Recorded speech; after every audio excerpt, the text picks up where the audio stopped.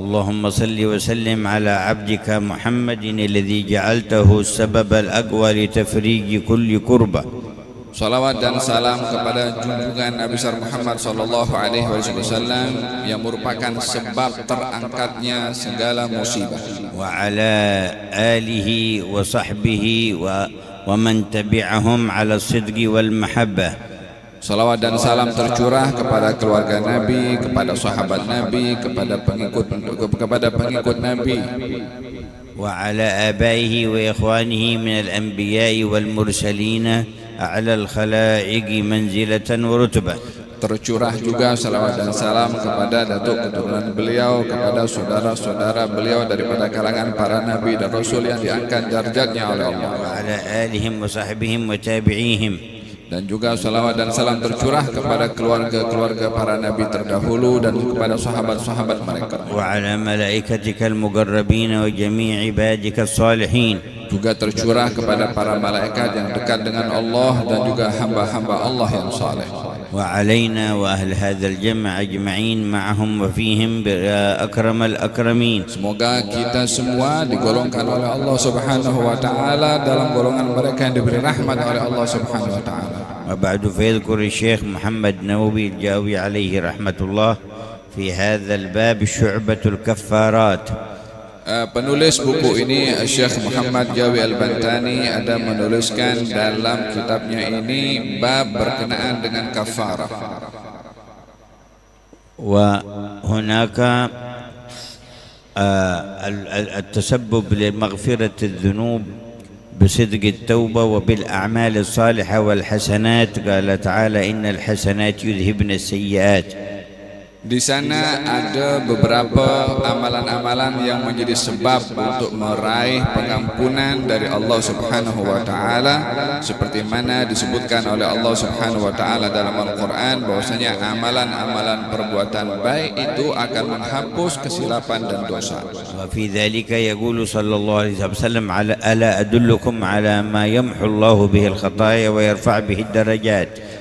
Dengan demikian baginda Rasulullah SAW juga bersabda di dalam hadisnya, mahukah kamu aku beritahukan amalan yang boleh menghapuskan dosa-dosa kamu dan mengangkat darjat-darjat kamu? Qalu bala ya Rasulullah. Mereka menjawab, ya wahai Rasulullah. Qala isbaghul wudhu'i 'ala al-makarih. Nabi bersabda, yang pertama adalah memperelok dan menyempurnakan wudu dalam keadaan kesukaran. Wa kathratul khutha ila al-masajid. Memperbanyak langkah menuju ke masjid. Intizarus salat ba'da salah. Dan menunggu datangnya salat setelah ia melakukan salat. Fadzalikumur ribat, fadzalikumur ribat, fadzalikumur ribat. Itu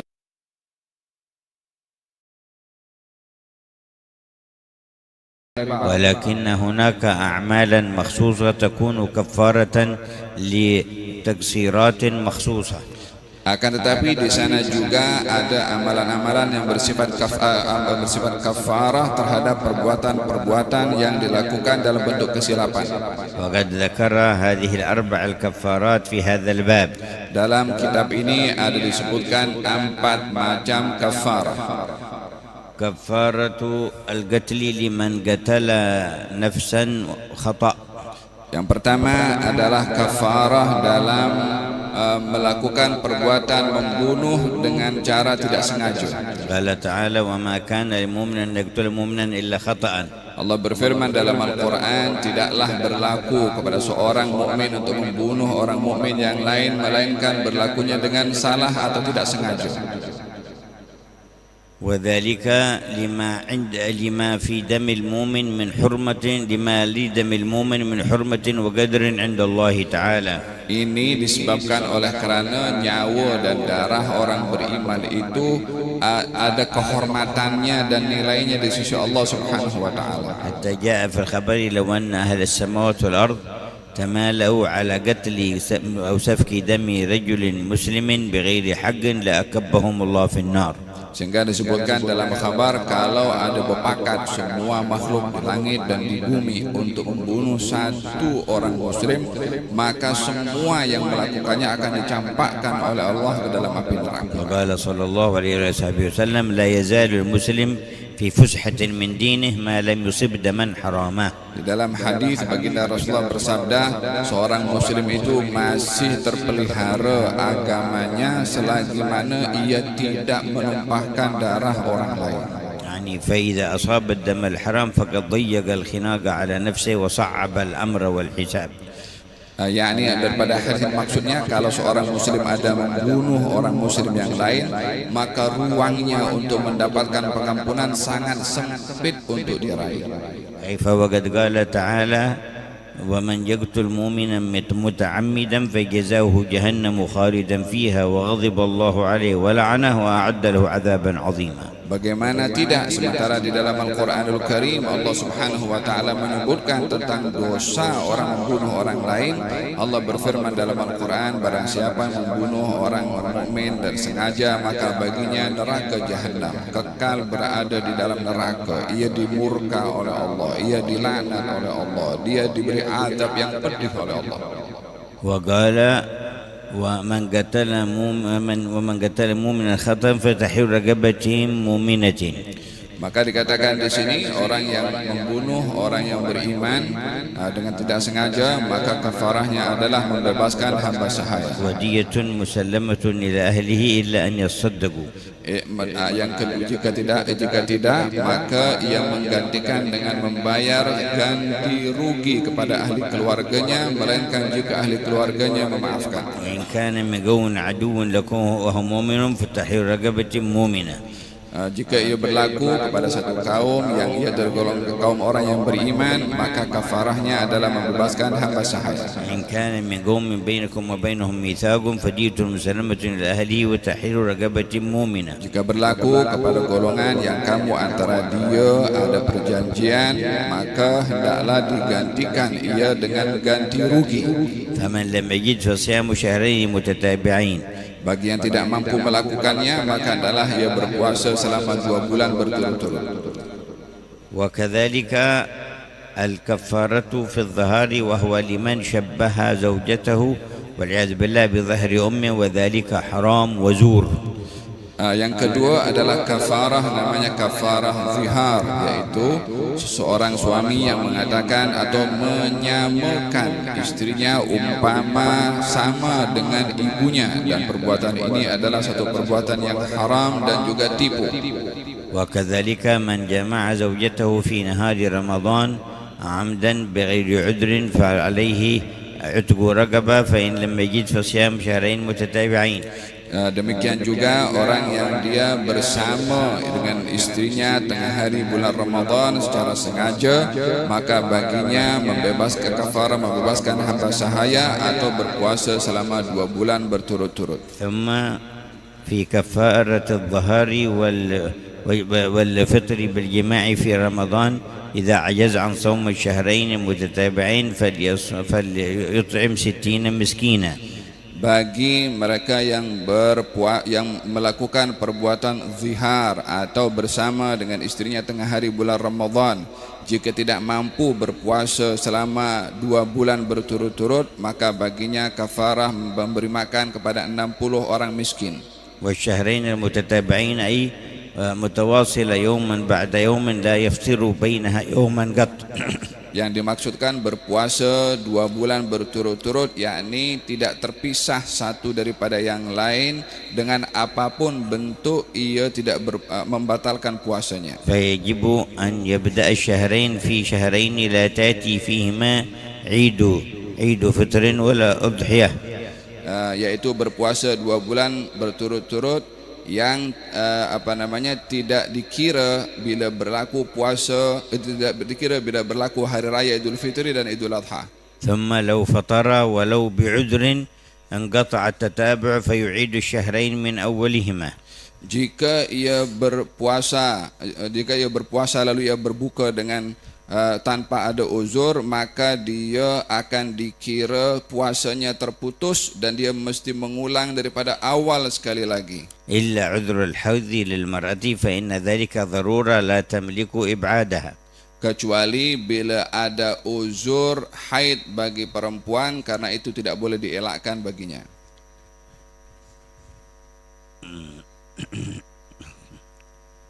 وبقي بعد ذلك كفارة اليمين، وهي من حلف بالله تعالى ألا يفعل شيئا ثم فعل، أو أن يفعل شيئا ثم لم يفعله، فحينئذ تأتي الكفارة كفارة اليمين. Yang keempat adalah kafarah sumpah, yaitu bagi mereka yang bersumpah untuk melakukan sesuatu namun ia tidak melakukannya, atau ia bersumpah untuk tidak melakukan sesuatu namun ia melanggar bahkan melakukannya. وكفارة اليمين أن يتخير أولا بين إطعام 10 مساكين أو كسوة 10 مساكين أو تحرير رقبة. Di dalam membayar kafarah sumpah ini ada pilihan antara memberi makan kepada 10 orang miskin, atau memberi pakaian kepada 10 orang miskin, atau membebaskan hamba sahaya. فإن عجز عن الثلاثة فصام 3 أيام. Jika tidak mampu melakukan salah satu daripada 3 perkara di atas, maka ia hendaklah berpuasa 3 hari. ويجوز تقديم هذه الكفارة على الحنث إلا الصيام، فلا يقدم إلا حتى يحنث أولا ثم يصوم 3 أيام. Dan diperbolehkan mendahulukan pembayaran kafarah itu sebelum pelanggaran sumpah, kecuali dalam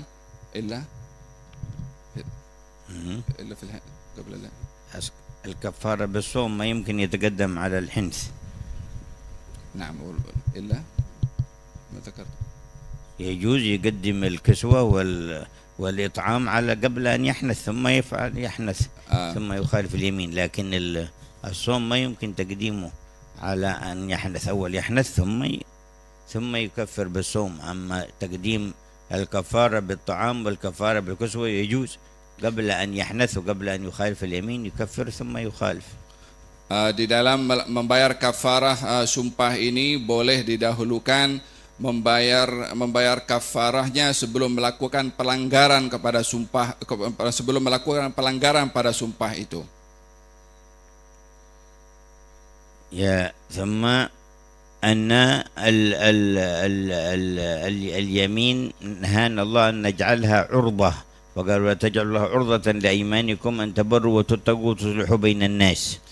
Di dalam kita bersumpah tidak boleh menggunakan sumpah itu sebagai alat untuk memenuhi apa kita punya keinginan, seperti disebutkan oleh Allah Subhanahu wa taala, janganlah kamu menggunakan sumpah ini sebagai urdah, yakni sesuatu yang dikedepankan oleh kamu untuk kepentingan kamu sendiri. فلا يقطع الإنسان نفسه عن فعل خير وعن عمل صالح ومعروف بأن يحلف ألا يفعله. Janganlah seseorang itu bersumpah untuk tidak melakukan perbuatan yang baik atau perbuatan yang taat karena ia bersumpah untuk tidak melakukannya lalu dia tinggalkan perbuatan baik itu. وإذا حلف فيحسن له أن يكفر عن يمينه ويأتي الذي هو خير. Jika ia bersumpah untuk meninggalkan perbuatan yang baik, maka hendaklah dia melanggar kepada sumpahnya dengan membayar kafarah dan perbuatan baik itu terus untuk dilakukan. وينبغي تعظيم اليمين فلا يحلف إلا للضرورة والحاجة. Sepatutnya bagi seorang muslim melihat besarnya sumpah ini sehingga ia tidak menggunakan sumpah untuk apa-apa melainkan dalam keadaan darurat atau hal yang penting. تعظيما لاسم الله تبارك وتعالى. Karena mengagungkan nama Allah Ta'ala. في ذلك قال سيدنا الإمام الشافعي ما حلفت صادقا ولا كاذبا قط. Kata Imam Syafi'i mengatakan, aku tak pernah menggunakan sumpah dalam hal yang baik apatah lagi yang dusta. لما كان يحمل قلبه من تعظيم اسم الله. Karena hatinya sangat mengagungkan Allah. بعده يقرأ. بسم الله الرحمن الرحيم. قال العلامة محمد النووي بن عمر البنتاني الجاوي على شعب الإيمان للإمام العلامة زين الدين بن علي المالباري رضي الله عنكم. الشعبة 32 الوفاء بالوعد. قال الله تعالى: يا أيها الذين آمنوا أوفوا بالعقود. وقال تعالى: وأوفوا بالعهد إن العهد كان مسؤولا. وقال: وأوفوا بعهد الله إذا عاهدتم ولا تنقضوا الأيمان بعد توكيدها. وقال رسول الله صلى الله عليه وسلم: العدة عطية. وقال صلى الله عليه وسلم: العدة الدين. وقال أيضا: ثلاث في المنافق: إذا حدث كذب، وإذا وعد أخلف، وإذا اؤتمن خان. والمعنى: إذا اجتمع هذه الثلاث في مسلم فعله يشبه حال المنافقين، كما أفاده العزيزي وحديث عبد الله بن عمرو رضي الله عنه في صحيحين: 4 من كن فيه كان منافقا خالصا، ومن كان فيه خصلة منهن كانت فيه خصلة من النفاق حتى يدعها. وإذا حدث كذب، وإذا عاهد غدر، وإذا وعد أخلف، وإذا خاصم فجر. نعم. ويذكر الشيخ علي رحمة الله هنا شعبة الوفاء بالوعد وانتباه الإنسان من وعده، فلا يعد إلا بما يقدر على الوفاء به، ثم ينتبه لنفسه ويتحرى الوفاء بالعهد في الوعد في أسرع وقت. Syekh menyebutkan dalam bahagian cabang-cabang iman di sini adalah mengenai memenuhi janji. Sepatutnya bagi seorang hendaklah mengambil berat tentang janji, tidak berjanji kepada sesuatu melainkan ia mampu untuk melakukan dan memenuhi janji tersebut, dan berhati-hati ketika berjanji. وقد أثنى الله على نبيه سيدنا إسماعيل بأنه كان حسن الوفاء بالعهد وسريع القيام به. Allah Subhanahu wa taala memuji di dalam Al-Qur'an akan Nabi Ismail alaihissalam. Di antara pujian Allah adalah Nabi Ismail ini sifatnya adalah suka memenuhi janjinya. هذا قال واذكر في الكتاب إسماعيل إنه كان صادق الوعد. Oleh sebab itu disebutkan dalam Al-Qur'an, ceritakan tentang Nabi Ismail, sesungguhnya beliau adalah tepat dalam memenuhi janji. وكان سيدنا جعفر الصادق إذا وعد أحدا وعدا لم يأكل ولم يشرب ولم ينم حتى يفي بالوعد. Sayyidina Ja'far as-Sadiq bila berjanji akan sesuatu maka dia tidak akan minum, tidak akan makan melainkan sudah memenuhi janjinya terlebih dahulu. وجاء في السيرة النبوية أنه صلى الله عليه وسلم من قبل تنزيل الوحي عليه وعده أحد من الناس فوعده أن ينتظره في هذا المكان حتى يأتي له بالحاجة الفلانية، فذهب الرجل ونسيه اليوم الأول والثاني والثالث، فعاد في اليوم الثالث فوجد رسول الله في المكان الذي هو فيه وقال: لقد شققت علي أنا منتظرك منذ 3. Sesungguhnya baginda Rasulullah sallallahu alaihi wasallam sebelum beliau menerima wahyu, beliau ada berhubung dengan satu orang akan hajat tertentu, dan orang itu berjanji kepada Nabi untuk kembali kepada Nabi di tempat yang sudah ditentukan dan disepakati oleh keduanya. Maka Nabi menunggu di tempat itu agar supaya orang itu memenuhi janjinya. Dalam 1, 2, 3 hari orang itu tak datang disebabkan oleh kerana lupa, sehingga hari ketiga orang itu datang masih mendapati Nabi di tempat tersebut karena menunggu atau karena ingin memenuhi janji kepadanya. Dan Nabi bersabda kepadanya: wahai kamu telah menjadikan aku susah dengan menunggu kamu selama 3 hari. ومن كان وعد بفعل شيء وهو ينوي أن لا يفعله فهو ماثوم من أول الوعد وإثمه كبير. Adapun orang yang berjanji ke atas sesuatu untuk melakukannya, tapi dalam hatinya dia tahu tak akan melakukannya, maka perbuatan ini adalah perbuatan dosa yang besar. ولا يصدر ذلك إلا ممن في قلبه نفاق. Dan tidaklah melakukan perbuatan seperti itu melainkan orang yang di dalam hatinya ada sifat munafik. ومن كان عند الوعد عازم وجازم على الوفاء بالوعد ثم عرض له عذر أو نسيان فيكون معذورا. Adapun orang yang dia berjanji akan sesuatu dan dia memang betul sungguh-sungguh ingin melakukan apa yang ia janjikan, namun ada keuzuran atau lupa, maka dalam hal ini dia tidak termasuk daripada orang yang ada nifak dalam hatinya. ومن كان عازما على الوفاء عند الوعد ثم تذكر الوعد فأعرض عن الوفاء أثم من حين إعراضه عن الوفاء وتوليه عنه. Adapun orang yang dia berjanji ke atas sesuatu untuk melakukannya dan dia berazam untuk melakukan tersebut, ketika tiba waktu untuk melakukan apa dia janjikan, lalu ia sengaja berpaling daripada memenuhi janjinya, maka bermula daripada ia berpaling, daripada mula itu dia berdosa. وقد كان بعض الأخيار في احتياطه وخوفه من الله إذا أراد أن يشتري لأحد أولاده شيئا فما يقول له إني سأشتري لك ولكن يقول له كيف ترى لو اشتريت لك كذا، كيف ترى لو أحضرت لك كذا، فإن لم يستسن له أن يحضره بعد ذلك لم يكن قد وعد فلا يقع في إخلاف الوعد. Sebahagian daripada orang-orang yang saleh yang punya ada rasa takut kepada Allah Subhanahu wa taala dan takut akan hukuman kalau berjanji tidak dapat dipenuhi, bila ia ingin membelikan sesuatu untuk ke anaknya, untuk keluarganya, maka dia tidak mengatakan kepada anaknya, aku akan membelikan kepada kamu sesuatu karena ini adalah satu janji. Tapi si ayah itu mengelak daripada berjanji dengan mengatakan, bagaimana pendapat kamu wahai anakku kalau kalau aku memberikan kepada kamu sesuatu ini, sehingga untuk mengelak daripada janji menggunakan cara lafaz dengan menawarkan, bukan menjanjikan.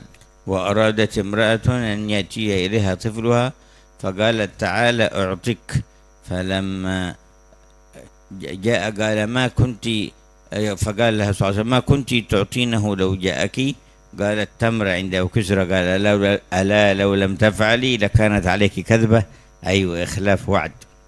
Seorang ibu pernah memanggil kepada anaknya yang masih kecil untuk diberi sesuatu, maka hal ini disaksikan oleh Nabi. Kemudian kata baginda Rasulullah mengatakan kepada perempuan itu, kalau anak kamu itu kamu panggil tadi dan datang kepada kamu, adakah kamu benar, apa yang akan kamu bagi kepada dia? Adakah kamu benar akan memberi sesuatu kepadanya? Kata si ibu itu mengatakan, ya, saya akan memberikan korma ini kepadanya. Kata baginda Rasulullah, kalau kamu tadi memanggil anak kamu untuk memberi sesuatu lalu kamu tidak memberinya, kamu telah berdusta. وكانوا يقولون عن الأوفياء المحتاطين لدينهم كان عطاؤهم ومعروفهم مبادئة من دون وعد.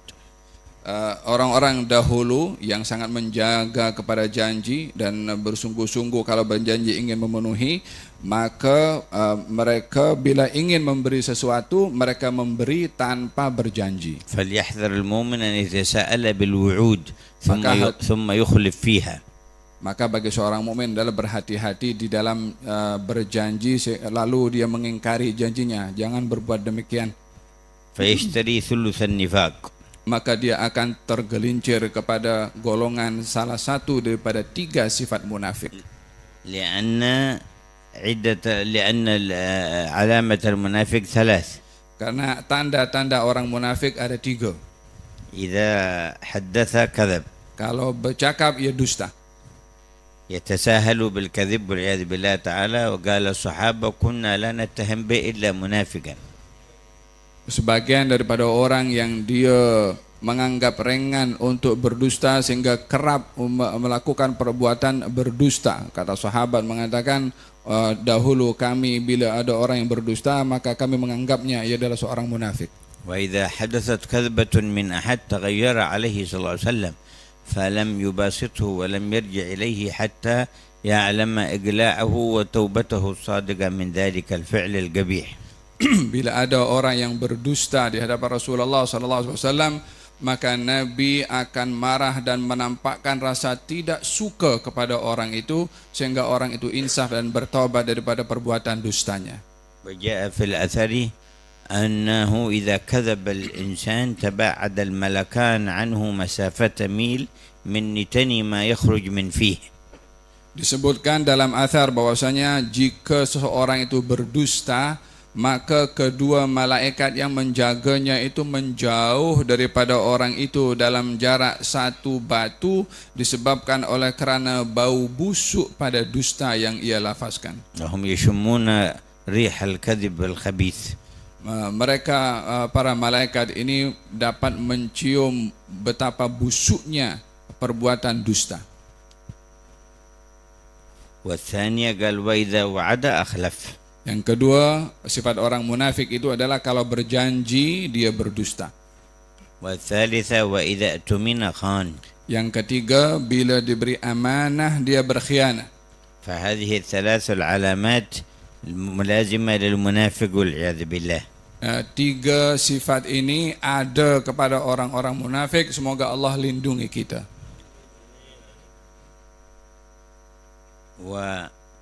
وجاء في الرواية الأخرى في الصحيحين 4 من كن فيه كان منافقا خالصا ومن كان فيه خصلة منهن كان فيه خصلة من النفاق حتى يدعها يتركها. Di dalam hadis yang lain dikatakan barang siapa yang ada kepadanya 4 sifat atau salah satu daripadanya, maka ia akan tergolong daripada golongan orang-orang munafik sehingga ia meninggalkan keseluruhannya. إذا حدث كذب. Jika bercakap dia dusta. وإذا عاهد غدر. Kalau dia berjanji ingkar. وإذا وعد أخلف. Kalau dia yang pertama kalau dia عهد بينه وبينه أعطى عهد في القيام بشيء أو ترك شيء. المعاهدة بين الاثنين. Jika ia ada kesepakatan satu dengan yang lain dia tidak memenuhi, dan yang ketiga kalau dia berjanji maka dia ingkar janji. وإذا خاصم فجر يعني عند المنازعة يفجر أي يأتي بالكلام الشنيع والكذب. Dan jika ada bermasalah dengan orang lain, ia melampau menyikapinya seperti memaki ataupun menggunakan tindakan-tindakan yang ekstrim atau ganas. فينطلق في السب والشتم بلا حد. Sehingga ia menggunakan lidahnya untuk mencaci, melaknat tanpa batas. فهذا هو الفجور في المخاصمة. Ini yang dimaksudkan dengan kalimat fujur ketika berselisih dengan orang lain. وفي الحديث أيضا الذي رواه الإمام مسلم أبغض الرجال إلى الله الألد الخصم أي ذو اللدادة وهي البغضاء والخصم كثير المخاصمة والمنازعة. Di dalam hadis dalam Sahih Muslim, baginda Rasulullah SAW bersabda, orang yang paling dibenci oleh Allah Subhanahu Wa Taala adalah al-aladul khasmi, yakni orang yang kalau berselisih dengan orang lain melampau pada permusuhan itu. وكان بعض الصالحين يعالج عينيه عند بعض الأطباء وكان يقول له لا تمس عينيك، فكان قد يخرج عليه الدمع أو يكون فيه شيء في عينيه فلا يمسها، فقالوا له لما لا تمسحها؟ قال فأين قولي للطبيب لا أمس عيني؟ كيف أقول؟ فهو خاوف من إخلاف الوعد فيبقي عينه هكذا حتى إذا لقيه الطبيب مرة ثانية يقول ما مسست عيني.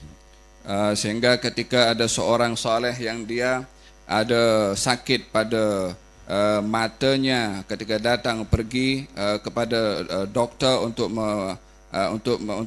untuk mengobatinya, dan dia mengatakan kepadanya untuk tidak menyentuh kepada matanya, sehingga ketika berada di luar pun melihat adanya sesuatu yang keluar daripada matanya, tidak disentuh sebagai memenuhi janji untuk tidak menyentuh kepada matanya.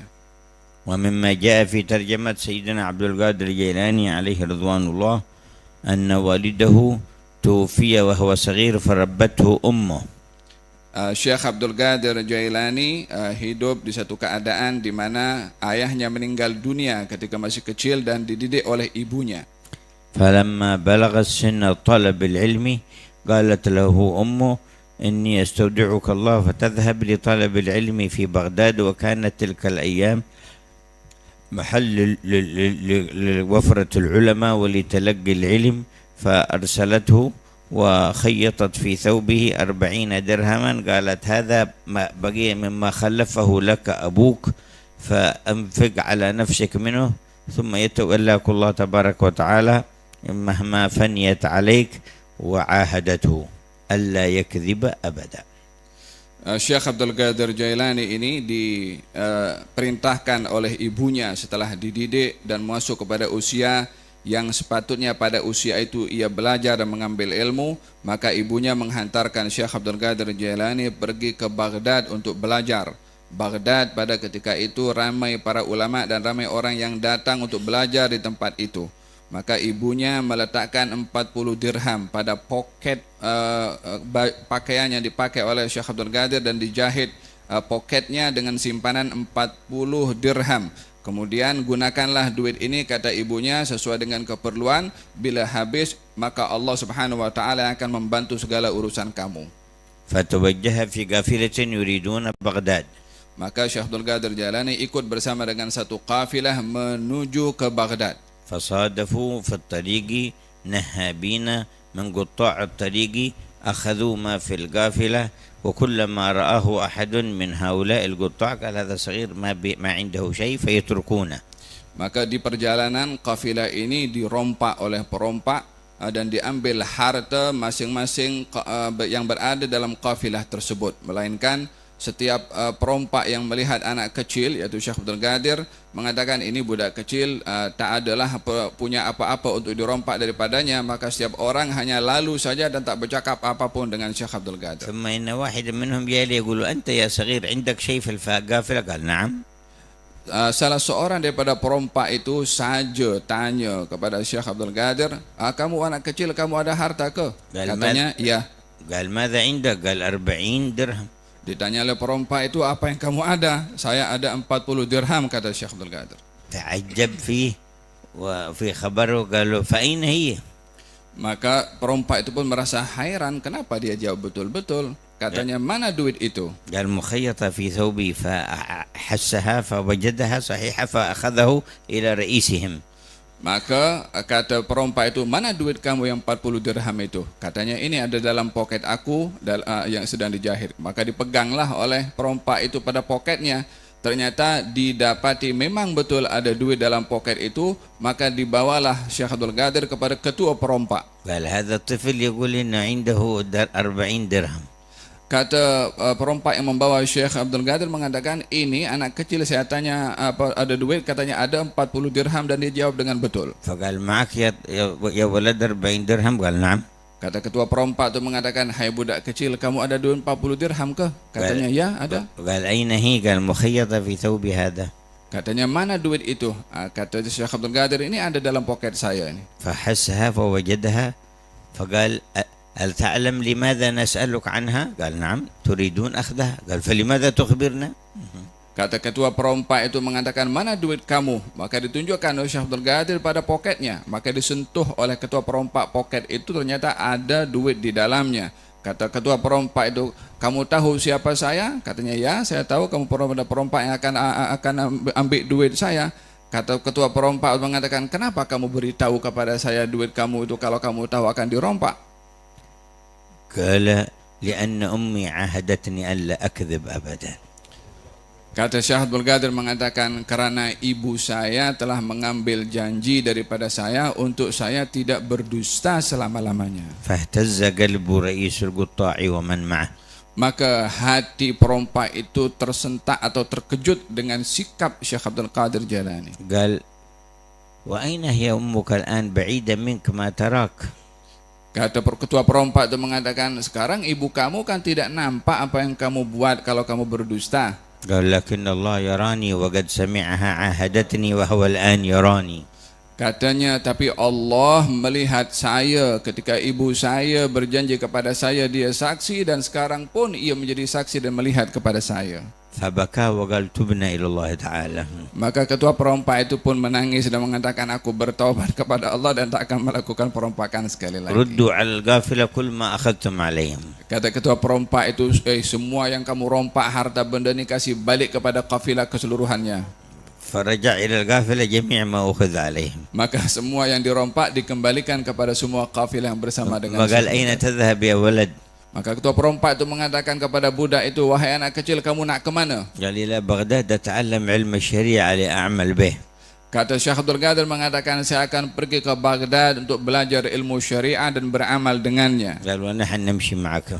Kata ketua perompak itu mengatakan, kalau begitu kita semua ikut bersama dengan kamu untuk belajar. قال سيدنا عبد القادر فهؤلاء أول قوم تابوا إلى الله على يدي.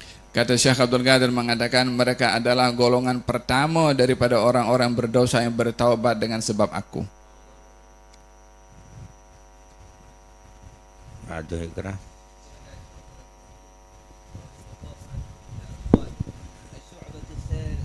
السادسة وثلاثون الشكر. قال الله تعالى: فاذكروني أذكركم واشكروا لي ولا تكفرون. وقال تعالى: وإن تعدوا نعمة الله لا تحصوها. وقال تعالى: وأما بنعمة ربك فحدث. وقال تعالى: ما يفعل الله بعذابكم إن شكرتم وآمنتم. وقال رسول الله صلى الله عليه وسلم: أربع خصال من كنا فيه كمل إسلامه ولو كان له من قرنه إلى قدمه خطايا: الصدق والشكر والحياء وحسن الخلق. والشكر ينتظم من علم وحال والعمل، فالعلم هو معرفة النعمة من المنعم، والحال هو الفرح الحاسد بإنعام المنعم، والعمل هو القيام بما هو مقصود المنعم ومحبوبه. وقال شبلي: الشكر رؤية المنعم لا رؤية النعمة. وقال بعدهم: شكر العامة على المطعم والمشرب والملبس، وشكر الخاصة على واردات القلوب. وحديث صهيب رضي الله عنه في صحيح مسلم: عجبا لأمر المؤمن إن أمره كله خير وليس ذاك لأحد إلا للمؤمن إن أصابته السراء شكر فكان خيرا له وإن أصابته الضراء صبر فكان خيرا له. الله أكبر. وهي اذكروا في هذه الشعبة شعبة الشكر لله تعالى، وهي من أعلى مقامات اليقين. Disebutkan dalam bahagian ini oleh penulis tentang sifat syukur, dan sifat syukur ini adalah setinggi-tinggi darjat keyakinan seseorang kepada Allah. وقد تورم تقدم نبينا صلى الله عليه وسلم من طول القيام فقيل أتفعل هذا وقد غفر الله لك ما تقدم من ذنبك وما تأخر قال أفلا أكون عبدا شكورا. Dan sesungguhnya baginda Rasulullah dalam menunaikan syukur ini sampai membengkak kedua buku lali beliau di dalam salat di waktu malam. Ketika ditanya kenapa berbuat demikian, beliau menjawab, bukankah sepatutnya aku menjadi hamba yang bersyukur. قال تعالى وقليل من عبادي الشكور. Allah berfirman dalam Al-Quran, sedikit sekali daripada hamba-hambaku yang bersyukur. ومدح سيدنا الخليل إبراهيم فقال شاكرا لأنعمه اجتباه. Allah Subhanahu wa taala memuji nabinya Nabi Ibrahim di dalam Al-Qur'anul Karim disebabkan oleh karena sifat syukurnya beliau menjadi insan terpilih. وسيد الشاكرين من الخلق عبد الله وحبيبه سيدنا محمد. Orang yang paling mulia keseluruhannya di atas muka bumi ini dalam bersyukur adalah Nabi Muhammad sallallahu alaihi wasallam. يقوم الشكر كما ذكر عليه رضوان الله تعالى من 3 شؤون. Disebutkan oleh penulis di sini bahwasanya syukur ini ada 3 macam atau 3 perkara. علم وحال وعمل. Pengetahuan atau ilmu, dan kedua keadaan, yang ketiga adalah amal. أما العلم فإدراك النعمة وإدراك عظمة المنعم جل جلاله. Adapun dari segi ilmu adalah menyedari besarnya nikmat dan menyedari betapa agungnya yang memberi nikmat. وأما الحال فسروره بهذه النعمة وفرحه بها. Adapun keadaan orang yang bersyukur adalah gembira ketika mendapatkan nikmat. قال تعالى قل بفضل الله وبرحمته فبذلك فليفرحوا هو خير مما يجمعون. Dalam Al-Quran Allah Subhanahu wa taala berfirman, katakan wahai Rasulullah Muhammad, dengan anugerah Allah dan rahmat Allah hendaklah kamu bergembira, yang demikian itu lebih baik daripada apa saja yang kamu kumpulkan. والعمل أن يصرف هذه النعمة فيما يحبه المنعم عليه بها وفيما يقربه إليه. Adapun dari segi amal dalam bentuk syukur adalah beramal dengan nikmat yang diberi oleh Allah Subhanahu wa taala pada tempat-tempat yang disenangi oleh Allah Subhanahu wa taala dan untuk mendekatkan diri kepada Allah dengan nikmat yang diberi. فالشكر في اللغة يتناول المدح والثناء والاعتراف بالإنعام. Syukur itu bila diberikan definisi daripada segi bahasa adalah memuji dan juga mengakui tentang nikmat yang didapat yang datang daripada yang memberi nikmat. لكن معناه في العرف صرف العبد ما أنعم الله به عليه فيما خلق لأجله. Adapun arti syukur dari segi makna yang sebenarnya adalah hamba menggunakan apa yang diberi oleh Allah Subhanahu wa taala pada tempat dan tujuan yang disuruh oleh Allah Subhanahu wa taala. فمن عصى الله بعينه فما شكر نعمة البصر. Maka orang yang bermaksiat kepada Allah melalui matanya, maka dia tidak bersyukur dengan nikmat mata. ومن عصى الله بأذنه فما شكر نعمة السمع. Orang yang dia bermaksiat kepada Allah dengan pendengarannya, maka dia tidak bersyukur dengan nikmat pendengaran. وكذلك بقية الجوارح وأنواع النعم. Demikian juga seluruh anggota badan dan juga nikmat-nikmat yang lain bila tidak ditunaikan. ولله على كل مخلوق في كل لمحة ولحظة أنواع من النعم لا يمكن إحصاؤها. Allah Subhanahu wa taala pada setiap saat, pada setiap kedipan mata tercurah nikmat-nikmat yang diberi oleh Allah kepada makhluk-makhluknya yang tak terhitung. Allah Ta'ala wa in ta'uddu ni'matallahi la tuhsuha. Allah berfirman dalam Al-Quran, bila kamu ingin menghitung nikmat-nikmat Allah, maka kamu tiada mampu menghitungnya. Wa kana ba'dul murabbin al-akhyar yurabbi tilmidahu fakullama an hasala lahu syai'un qala lahu ushkurillah ta'ala. Mereka orang-orang dahulu, para guru-guru dahulu bila mendidik kepada anak muridnya, bila mendapatkan sesuatu diingatkan kepada anak muridnya, bersyukurlah sentiasa kamu kepada Allah. Hatta washab bidzalika at-tilmid ba'd al-hussadi fahabas washabu 'inda al-hukami fahabasuhu. Sehingga satu hari ada seorang daripada murid itu yang dihadapkan dengan orang-orang yang dengki kepadanya dan ditangkap lalu dimasukkan ke dalam penjara. Fakataba ila syaikhi fa arsala ilayhi ashkurillah ta'ala. Maka anak itu menulis surat kepada gurunya dan gurunya mengatakan kepada dia, bersyukurlah kamu kepada Allah Ta'ala. Thumma innahum dayagu alaihi fil habsi hatta habasu indahu majusiyan wa rabatu rijlahu birijlil majusi. Sehingga orang-orang yang menangkapnya dan memenjarakannya karena dengki kepada dia, dibawa satu orang beragama Majusi, dipenjarakan dalam satu bilik dengan anak muda ini dan diikat kaki anak muda itu dengan kaki Majusi itu. Fakana idza arada ahaduhum qada al-hajah masha al-akhar ma'ahu wa qama hatta yaqdi hajatah.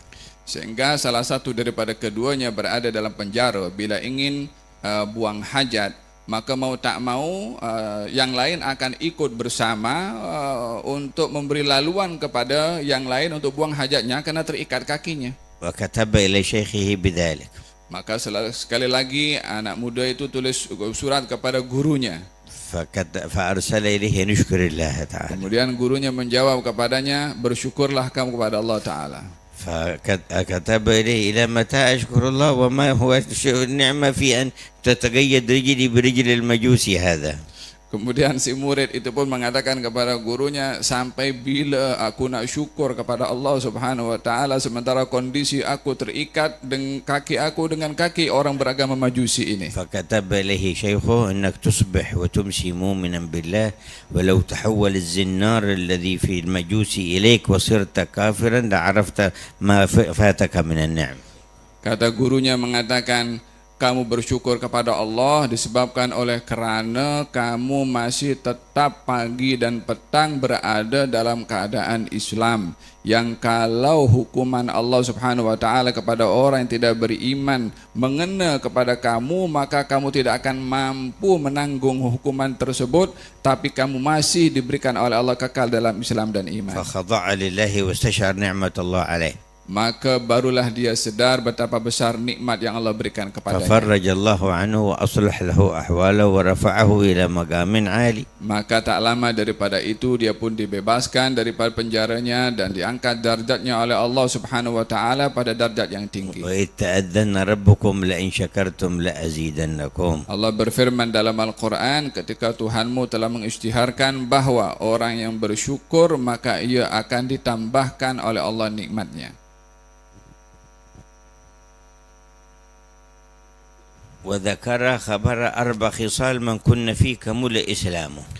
Disebutkan dalam kitab ini 4 perkara seseorang jika ada pada 4 ini sempurnalah Islamnya. الصدق وهو يشمل الأقوال والأفعال والأحوال والمقاصد. Yang pertama adalah jujur, baik dalam perkataan, dalam perbuatan, di dalam hal dan juga di dalam tawajuh dia. والشكر وهو يشمل الرخاء والشدة. Yang kedua adalah syukur dalam keadaan senang, dalam keadaan susah. والحياء وهو أن يهاب الله تبارك وتعالى أن يبارزه بالمخالفة. Yang ketiga adalah malu, yaitu melihat keagungan dan kebesaran Allah untuk dia melakukan perbuatan pelanggaran. وحسن الخلق مع الصغير والكبير والقريب والبعيد. Dan yang keempat adalah akhlak yang baik kepada sesiapa sahaja, dewasa, kanak-kanak, orang dekat atau orang yang jauh.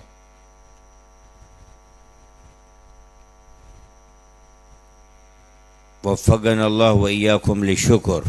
Semoga Allah Subhanahu wa taala memberikan kepada kita taufik untuk bersyukur. اللهم أعنا على ذكرك وشكرك وحسن عبادتك. Ya Allah, bantulah kami untuk beribadah kepadamu, bersyukur kepadamu dan sempurna dalam beribadah kepadamu.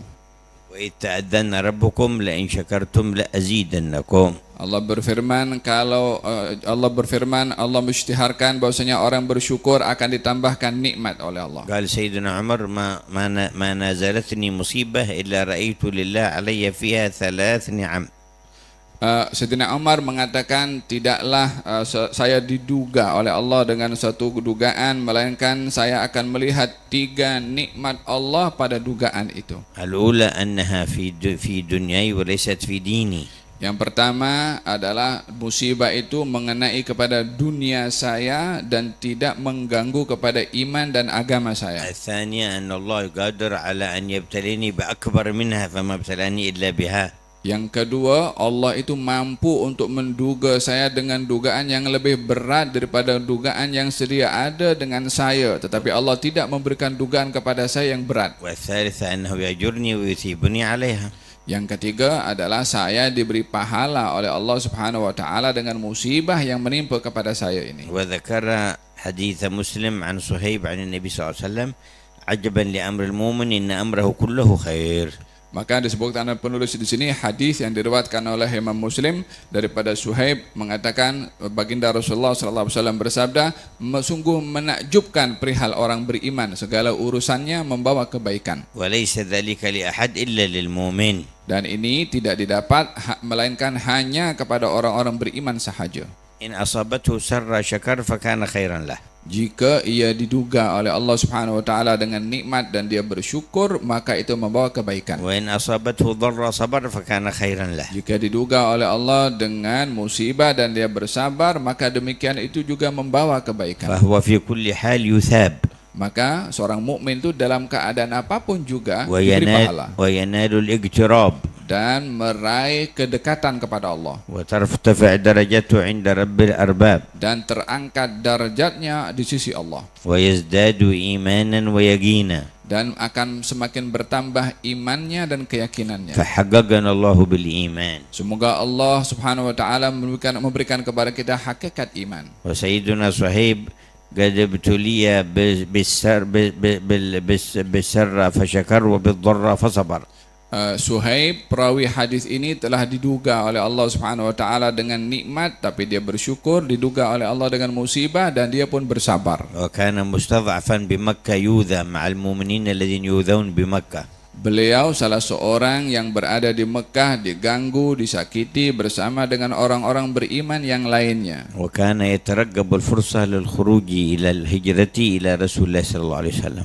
Suhaib berusaha mencari peluang untuk keluar daripada Mekah dan berhijrah ke Madinah seperti diperintahkan oleh Rasulullah.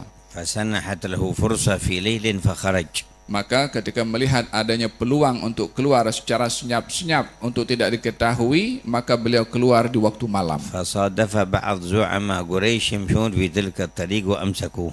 Maka ketika keluar di waktu malam itu berhadapan atau dijumpai oleh beberapa orang-orang Quraisy, maka beliau akan ditangkap oleh mereka. وقالوا أين تريد تذهب إلى عند محمد ارجع هنا. Kata orang-orang Quraisy itu mengatakan, kamu nak pergi mana malam-malam ini? Mesti kamu akan pergi ke Muhammad. Mari kita balik ke Mekah lagi. قال ما يضركم أن أذهب إلى رسول الله ولا ينفعكم مقامي عندكم هنا. Kata Suhaib mengatakan, apa yang memudaratkan kamu kalau saya pergi menuju kepada Rasulullah, sementara saya di Mekah pun tidak memberi apa-apa manfaat kepada kamu. فخذوا ما عندي من مال واتركوني أذهب. Katanya, ambil saja apa saja harta yang ada kepada saya, kamu ambil, dengan catatan kamu biarkan saya pergi untuk melangsungkan perjalanan saya. قالوا تعطينا مالك كله. قال نعم. Kata orang-orang Quraisy mengatakan, kamu akan berikan duit kamu semua kepada saya? Katanya, ya. وأخذوا ماله كله وما أبقوا له إلا ثيابه. Maka diambil semua hartanya Suhaib, tidak ada padanya kecuali pakaian yang melekat pada tubuh badannya, dan beliau pergi وهاجر إلى رسول الله. dan berhijrah menuju kepada Rasulullah. فأنزل الله فيه ومن الناس من يشري نفسه ابتغاء مرضات الله. Maka turun ayat Al-Quran kepada baginda Rasulullah tentang Suhaib. Maksudnya adalah ada di antara manusia yang telah menjual dirinya untuk mendapatkan ridhanya Allah. والله رؤوف بالعباد. Dan Allah Subhanahu wa taala Maha menyayangi kepada hamba-hambanya. فلما وصل المدينة ودخل على رسول الله وسلم عليه قال له النبي ربح البيع أبا يحيى ربح البيع أبا يحيى. Maka ketika Suhaib Ar-Rumi sampai ke Madinah dan berjumpa dengan baginda Rasulullah sallallahu alaihi wasallam, belum bercakap apa-apa, Nabi sudah mengatakan, sungguh bertuah dan mendatangkan keuntungan jual beli kamu wahai Abu Yahya, sungguh mendatangkan keuntungan, sungguh mendatangkan keuntungan. وتلا عليه الآية التي أنزلها الله فيه وفي أمثاله. Dan dibacakan ayat yang turun kepada Rasulullah tentang Suhaib dan kepada orang-orang yang memiliki sifat seperti Suhaib. وكان سيدنا عمر يذكر معرفة صهيب بربه سبحانه وتعالى. Sayyidina Umar mengakui betapa tingginya iman dan ma'rifahnya Suhaib kepada Allah Ta'ala. ويقول نعم الرجل صهيب لو لم يخف الله لم يعصه. Kata Sayyidina Umar mengatakan, sebaik-baik orang adalah Suhaib yang mana ia mempunyai ketinggian dalam ma'rifahnya kepada Allah Subhanahu wa taala sehingga tidak pernah bermaksiat kepada Allah. يعني لو أنه غفر له وسمح له أن يفعل المعصية لما فعلها حياء من الله تبارك وتعالى وتعظيما لأجله، فليس فراره من العذاب والنار فقط ولكن من هيبة الجبار جل جلاله. Yang dimaksudkan adalah kalau ia diberi ruang untuk melakukan maksiat, tetap ia Suhaib tidak akan melakukan maksiat itu karena malu kepada Allah Subhanahu wa taala, dan ini adalah sifat yang dipuji kepada Suhaib tentang sifat tersebut. فلو أمن العذاب لم يعصي. Kalau ia pun aman daripada azab pun ia tetap tidak akan melakukan maksiat karena malu. فكيف وهو من أعظم الخلق مخافة من الله وخشية له. Bagaimana jika kedudukannya dia adalah orang yang sangat memiliki rasa takut kepada Allah Subhanahu wa taala. فنال المرتبة التي يعطيها الله خواص أوليائه وهي الحفظ من جميع الذنوب والمعاصي كما آتى الأنبياء والملائكة العصمة. Oleh sebab itu dia mendapatkan anugerah, dijaga oleh Allah Subhanahu wa taala dari melakukan maksiat, seperti mana para anbiya juga diberi oleh Allah penjagaan atau ismah daripada tergelincir melakukan maksiat. ولم يثبت أهل السنة العصمة إلا للملائكة والمرسلين. Dalam ahli sunnah wal jamaah menetapkan bahwa ismah itu penjagaan dan pemeliharaan Allah daripada dosa hanya sabit kepada para anbiya dan juga para malaikat. وقالوا وغاية الولي أن يكون محفوظا. Adapun bagi para wali pemberian tertinggi daripada Allah adalah al-mahfuz, yakni terpelihara. وكان يقول سيدنا عبد الله بن حسين بن طاهر ما أذكر أنني فعلت مكروه ولا هممت بفعل مكروه من قبل البلوغ. Kata Al-Habib Abdullah bin Husain bin Tahir mengatakan, saya tidak pernah melakukan makruh atau berazam melakukannya walaupun sebelum saya baligh. اللهم يا من وفق أهل الخير للخير وأعانهم عليه وتقبله منهم وفقنا للخير وأعنا عليه وتقبله منا. Wahai Allah yang telah memberikan kepada kami taufik untuk melakukannya, dan berikanlah kepada kami taufik untuk melakukan perbuatan kebaikan. اللهم اغفر لنا ما مضى واحفظنا فيما بقي. Ya Allah, ampunkan dosa-dosa kami yang terdahulu dan jagalah kami di masa akan datang untuk tidak melakukan dosa. وأعنا على ذكرك وشكرك وحسن عبادتك. Bantulah kami untuk berzikir, untuk bersyukur, untuk sempurna dalam beribadah kepadamu. وذلك ما علمه النبي لسيدنا معاذ بن جبل. Itulah zikir yang diajarkan oleh Nabi kepada Sayyidina Mu'adz ibnu Jabal. وقال يا معاذ إني أحبك فلا تدعن أن تقول في دبر كل صلاة اللهم إني على ذكرك وشكرك وحسن عبادتك. Sabda baginda kepada Sayyidina Mu'adz, wahai Mu'adz, aku sayang kepada kamu, maka janganlah kamu sekali-kali meninggalkan setiap kali selepas salat untuk membaca Allahumma a'inni ala dzikrika wa syukrika wa husni ibadatik. وإنا نحبكم في الله تعالى. Kata Habib Umar mengatakan, sesungguhnya saya mencintai kamu semua. فلا تدعوا أن تقولوا بعد كل صلاة اللهم أعني على ذكرك وشكرك وحسن عبادتك. Maka saya berpesan kepada kamu semua untuk tidak meninggalkan dalam membaca Allahumma inni ala dzikrika wa syukrika wa husni ibadatik pada setiap kali selepas salat. اللهم ضاعف البركات في هذه المساجد وهذه المدارس وهذه المعاهد. Ya Allah, limpahkanlah berkat yang berlipat kali ganda kepada masjid-masjid ini, kepada madrasah-madrasah dan kepada pondok-pondok yang ada di sini. وضاعف النفع بها والإفادة منها. Dan juga berikan keberkatan berlipat kali ganda pada manfaat yang boleh disebarkan. واجعلها معالم للهداية والرشاد. Jadikanlah tempat-tempat belajar ini sebagai mercu kepada petunjuk dan juga hidayah. وأسعدنا وأهليها أعظم الإسعاد. Dan berikanlah kepada kami dan kepada semua yang belajar sebesar-besar kebahagiaan. وأصلح لنا كل جسم وفؤاد. Dan berikanlah kebaikan kepada kami, tubuh badan kami dan hati kami. وتولنا بما أنت أهله في المعاش والمعاد. Bantulah kami dalam segala urusan dunia dan juga akhirat. واربطنا ربطا لا ينحل بحبيبك محمد خير العباد. Dan dekatkanlah kami, ikatlah kami dengan sebaik-baik manusia, yaitu Nabi Muhammad. بارك في اجتماعاتنا. Berikanlah keberkatan kepada perhimpunan-perhimpunan kami. وأعظم انتفاعاتنا. Besarkanlah manfaat yang kami dapat daripada majelis-majelis ini. واكتب رقينا وارتفاعاتنا. Tulislah kami dalam golongan orang-orang yang terangkat dan tinggi darjat. واجمعنا في دار الكرامة وأنت راض عنا. Himpunkan kami nanti di akhirat di surga dalam keadaan Kau redha pada kami. اللهم إنا على ذكرك وشكرك وحسن عبادتك. Ya Allah, bantulah kami semua dalam berzikir, dalam bersyukur, dalam beribadah kepadamu. وأتمم نعمتك علينا وتولنا بما أنت أهله في جميع شؤوننا وأقر برضاك عيوننا. آمين. وبلغنا آمالنا وفوق آمالنا وأصلح جميع أحوالنا وتولنا في أنفسنا وأهلنا وأموالنا وعيالنا وأحبابنا وأصحابنا ومن والانا فيك وزمنا وأهل زمنا ولاية تليق بجودك الكبير ومنك الوفير. يا عفو يا غفور يا سميع يا بصير يا لطيف يا خبير. أصلح الأمة واكشف الغمة وعجل بالفرج وارفع الضيق والحرج وافتح في الباب في الخير كل باب مرتج. ثبتنا على أقوم الانتهاء الانتهاج في نهج حبيبك محمد النور والسراج آمين. ورقنا بمعراجه خير معراج. آمين. اللهم تولنا به حيثما كنا آمين. وأصلح حسالنا والمعنى واختم لنا أجمعين بأكمل الحسنى. آمين. يا قريب يا يا الله. مجيب يا يا الله. كريم يا الله. رحيم يا الله. منان يا يا الله. وهاب يا الله. يا معطي يا واحد الله. يا أحد يا يا فرد الله. يا صمد يا الله. بوجاهة نبيك سيدنا محمد صلى الله عليه وعلى آله وسلم ومن علينا وعليهم بك كمال العافية وتمام العافية آمين. ودوام العافية والشكر على العافية. آمين. وارزقنا الاستقامة على ما تحبه منا وترضى به آمين. عنا في خير ولطف وعافية. آمين. سر الفاتحة إلى حضرة النبي محمد صلى الله عليه وسلم. الفاتحة.